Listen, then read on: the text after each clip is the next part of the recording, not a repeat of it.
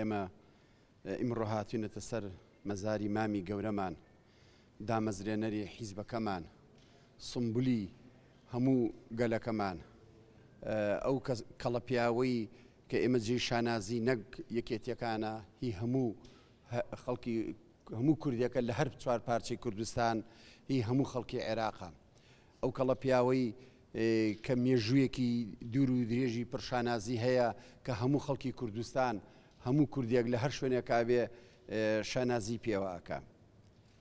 ئێمە ئیمڕۆ ئەمانە خوێندکاری مامن هاتوونەتە سەر گۆڕەکەی جارێکی تر پەیمان تازە ئەکەنەوانێ کەوا ئەمان خوێندکارێکی ڕاستەقینە بن بە بەردەوامی ئەو سیاسەت و ئایدیا و بیر و استراتیجەی مامی گەورەمان جێبەجێ بکەین.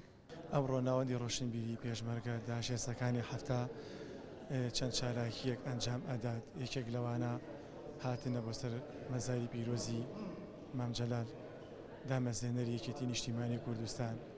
ئەمڕۆ لەگەڵ کۆمەڵە نووسەر و ڕۆشنبیرانی سلێمانی و سەر بە ناوەندەکەی ئێمە ئەم چالاکیانە لێرە جێبەجێ دەکرێت.